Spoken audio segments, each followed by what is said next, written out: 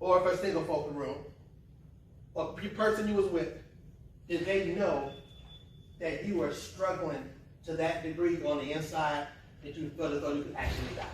Raise your hand if they didn't know. They did. Did not know. Yeah. They did not know, right? Not the depth.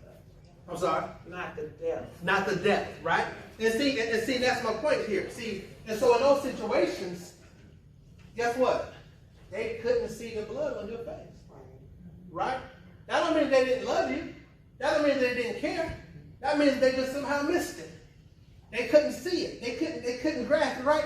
That's what I'm trying to say. And when I say see it, I don't mean that you understand it, right? That you got an answer to help them, but at least can see, oh, he or she, they're in a bad place right now. They're suffering right now.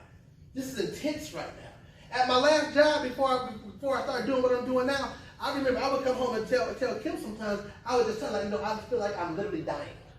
There would be times at my old job, I would tell Kim, I was like, I feel like if I stay here another year doing this, I may physically die.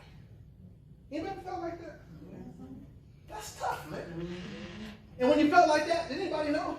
Raise your hand, nobody really knew. See, that's tough, man. That's tough. That's tough, right? Let me ask a question. Did you want people to know?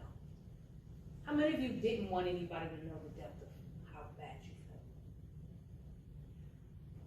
Yeah. And so I think we get really comfortable hiding our pain or the depth of our pain sometimes too. But it's kind of a double-edged sword. I don't want anybody to know I'm this broken, but I don't want to feel this alone either. You know, and so it's difficult to navigate those two conflicting experiences going on at the same time. I want to still keep my face up. I want everybody to still think I'm whatever.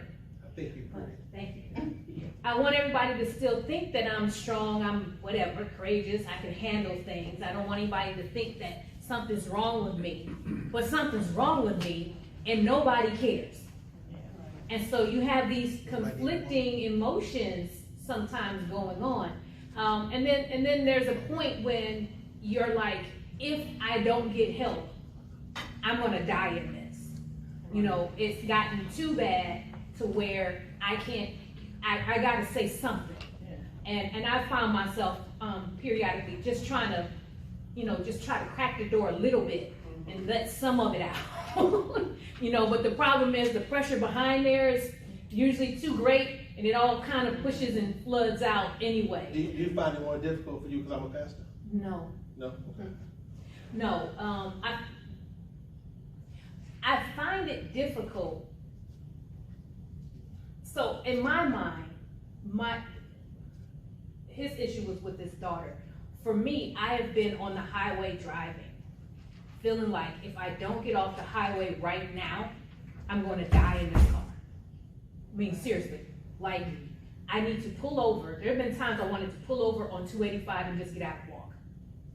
Because I felt like if I didn't, somebody's about to hit me and I'm going to die. A very horrible, terrible death. And I've had panic attacks in cars because I just, and I want somebody to help me, but my help for me is pull over and let me out. Which is, the fight or flight thing kicks in and I want to flee. And it's horrible because I can't get out on 285 and walk home. And so I have to figure out how to make it through. And that, God can't do anything. He can't make that better for me. Driving faster just gets me home faster, but it definitely doesn't help. Speeding up is not necessarily the answer.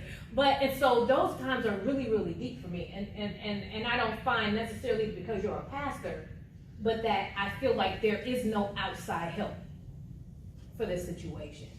And so I think we find ourselves oftentimes in a place where we have to decide, am I going to try to save face or am I going to try to save myself?